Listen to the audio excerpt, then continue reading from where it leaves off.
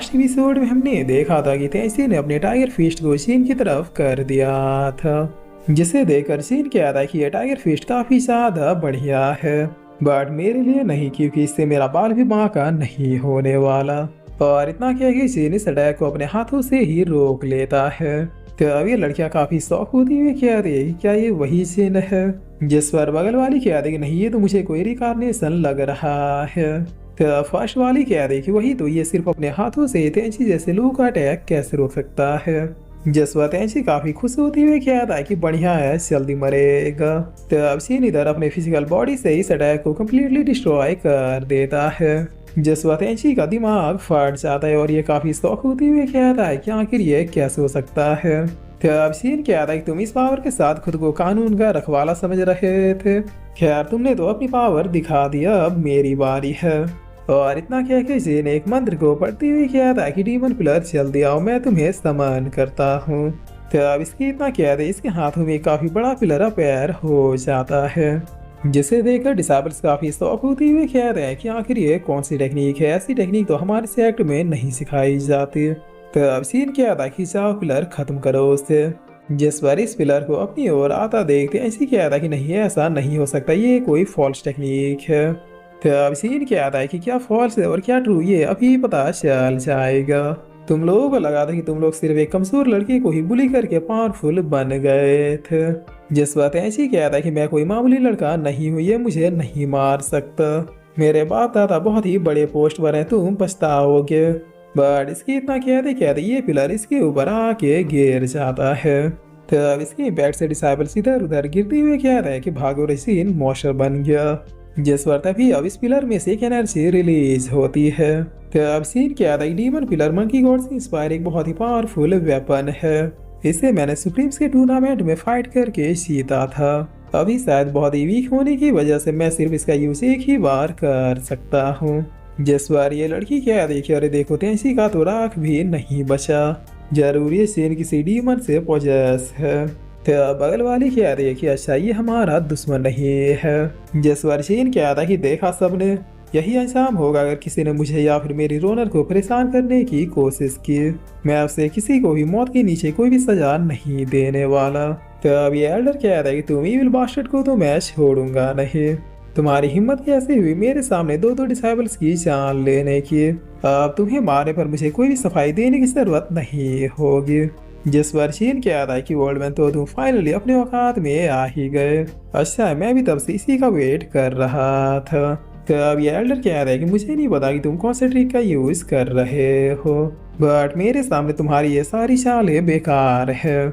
जिस पर जीन अपने मन में कह रहा है कि ये कम से कम डिवारिलम के ऊपर का बंदा है, इससे फाइट करने के लिए मुझे भी अपनी पावर से बूस्ट करनी होगी। तो अब यही सोच के जीन 3 पावर ऑफ गॉड को एक्टिव कर लेता है और एक पंच को क्रिएट करते हुए कह रहा है कि अब इसका इम्पैक्ट 10 गुना है।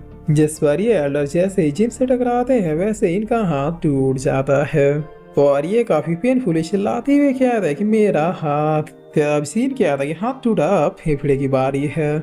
जिस पर इतना क्या कि ये इसे एक और पंच मार देता है। तो अब ये एल्डर काफी तेजी से पीछे जाके गिरते हैं। जिस पर डिसाइबल सब चिल्लाते हुए कहते हैं कि क्या एल्डर की वो डिवाइन रिलम के 5वें लेवल पर है, जो कि कल्टीवेशन का 4था स्टेज है। अब एल्डर की वो अब उठते हुए कहते हैं कि गुड, वेरी गुड, तुमने अब मेरा गुस्सा और भी ज्यादा बढ़ा दिया। अब चाहे तुम्हें बचाने के लिए कोई भी क्यों ना आ, बट तुम्हें मारे बगैर मैं चैन की सांस नहीं लेने वाला। जिस पर तभी यहाँ पर डीन आते हुए कहते हैं कि बस बहुत हो गया। तो अब इन्हें देखकर डिसाइबल्स कहते हैं कि देखो हमारे सेट के डीन आ गए और उनके साथ most beautiful teacher miss Yalla भी आई है। जिस पर बगल वाला कहता है कि पगले बुरी नजर से मत देखना, तुम्हारी होने वाली भाभी है। तो अब सीन कहता है कि वो तो ये है डीन सिंगटन, जो कि हमारे सेट के सबसे पावरफुल पर्सन है और इनके साथ ये वही टीचर है जो मुझे काफी ज्यादा मानती है। अरे यार, इनका चेहरा देख के लग रहा है कि अब मुझे फिर से लेक्चर सुनाने वाली है। जिस पर मिस यीनु अब सीन के पास आती हुई कह रही, क्या तुम ठीक हो सीन? तो अब सीन कह रही, हाँ मैं बिल्कुल ठीक हूँ। जिस पर मिस यीनु कह रही कि वेट मैं देखती हूँ और इतना क्या कि ये बहुत ही फनी स्टाइल में सीन को देखने लगती है। तो अब एल्डर की वो कह रही कि डीन, इस लड़के ने दो डिसाइबल्स को जान से मार डाला और होली एम्प्रेस की मूर्ति भी तबाह कर दी। आप जल्दी से इसके खिलाफ कोई एक्शन लीजिए। पता नहीं कैसे ये बहुत ही ज्यादा मिस्टीरियस टेक्निक का यूज कर रहा है।